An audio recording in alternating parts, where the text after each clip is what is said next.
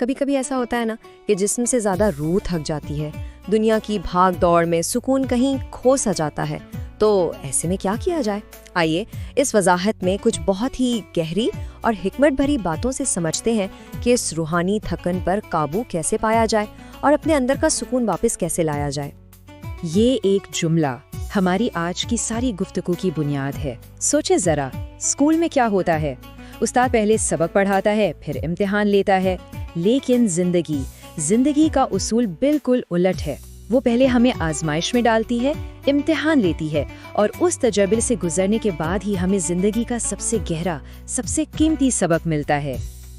ہم سب کی زندگی میں کبھی نہ کبھی ایک ایسا موڑ آتا ہے جب لگتا ہے کہ جیسے دنیا کا سارا بوجھ ہمارے ہی کندھوں پر آ گیا ہو، اور یہ بوجھ صرف مشکل حالات کا نہیں ہوتا، نہیں، بلکہ اکثر لوگوں کے رویے، ان کے دیے ہوئے زخم اور ٹوٹے ہوئے رشتے اس بوجھ کو اور بھی بھاری بنا دیتے ہیں۔ یہ کتنی گہری حقیقت ہے نا؟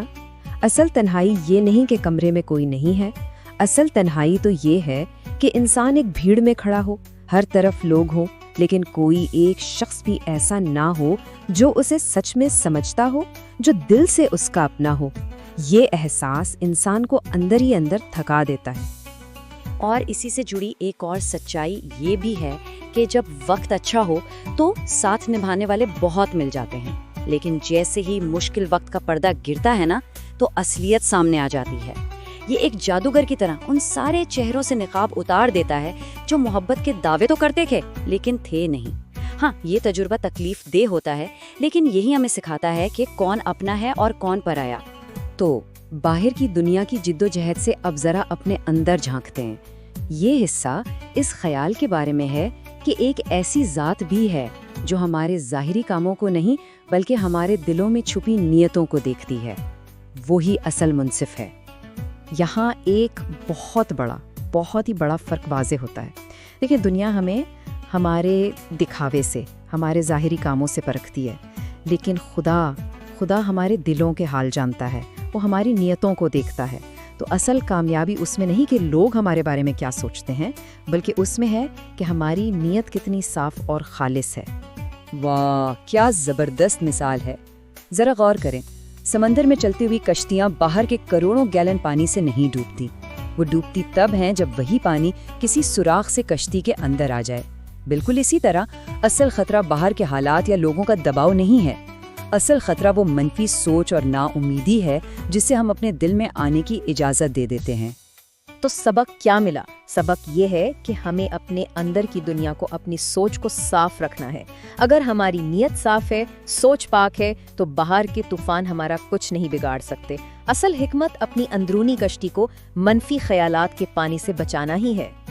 دل میں کھوٹ، یہ کیا چیز ہے؟ یہ ایک طرح کی کہہ لیں کہ روحانی بیماری ہے۔ جب دل میں بدنیتی یا دھوکہ آ جائے تو ہماری نیکیاں، ہماری دعائیں اور ہماری محبت سب بے اثر ہو جاتی ہیں۔ وہ اپنی منزل تک پہنچ ہی نہیں پاتی، بلکہ راستے میں ہی بھٹک جاتی ہیں۔ اچھا، تو مسئلہ تو سمجھ آ گیا کہ تھکن کیوں ہوتی ہے، بوجھ کیوں محسوس ہوتا ہے، لیکن حل کیا ہے؟ تو آئیے اب ان عملی اقدامات کو دیکھتے ہیں جو ہمیں اس روحانی تھکن سے نکال کر حقیقی سکون کی طرف لے جا سکتے ہیں۔ تو سکون کی طرف جانے والے اس راستے کے 4 بہت اہم ستون ہیں۔ پہلا، اپنی عبادت، اپنی نماز کو اور گہرا کرنا۔ دوسرا، لوگوں کو خوش کرنے کی فکر چھوڑ دینا۔ تیسرا، اللہ کی مخلوق کی خدمت اور مدد کرنا۔ اور چوتھا اور سب سے اہم، ہر حال میں اللہ کی حکمت اور اس کے وقت پر بھروسہ رکھنا۔ چلیں ان پر ایک ایک کر کے نظر ڈالتے ہیں۔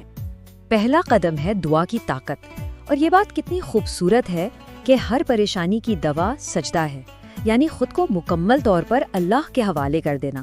اور اگر کسی کو لگے کہ فکریں پھر بھی کم نہیں ہو رہی، تو اس کا مطلب ہے کہ اسے اس دوا کی مقدار بڑھانے کی ضرورت ہے، یعنی اپنے سجدوں کو اور لمبا اور گہرا کرنے کی ضرورت ہے۔ اور دوسرا قدم، اوہو، یہ تو ہم میں سے اکثر لوگوں کی کہانی ہے۔ ہماری زیادہ تر مایوسی اور پریشانی اسی ایک کوشش سے آتی ہے کہ ہر کوئی ہم سے خوش رہے۔ جب انسان اس فکر کو چھوڑ کر صرف اپنے رب کو راضی کرنے پر توجہ دیتا ہے نا، تب اسے حقیقی آزادی اور سکون ملتا ہے۔ اور آخر میں ساری بات آ کر ایک ہی چیز پر ختم ہوتی ہے، بھروسہ۔ اس یقین پر بھروسہ کہ بھلے ہی راستہ مشکل اور دھندلا نظر آئے لیکن اس کے پیچھے کوئی نہ کوئی حکمت ضرور چھپی ہے، بس ہمیں امید کا دامن تھامے اعتماد کے ساتھ آگے بڑھتے رہنا ہے۔ یہ بات نہ ہمارے دیکھنے کا انداز ہی بدل دیتی ہے۔ تکلیف کوئی سزا نہیں بلکہ ایک آزمائش ہے، یہ ہمیں پاک کرتی ہے، بالکل اسی طرح جیسے آگ سونے کو جلا کر خالص بنا دیتی ہے۔ ہر آزمائش ہمیں خدا کے اور قریب لانے کا ایک ذریعہ ہے۔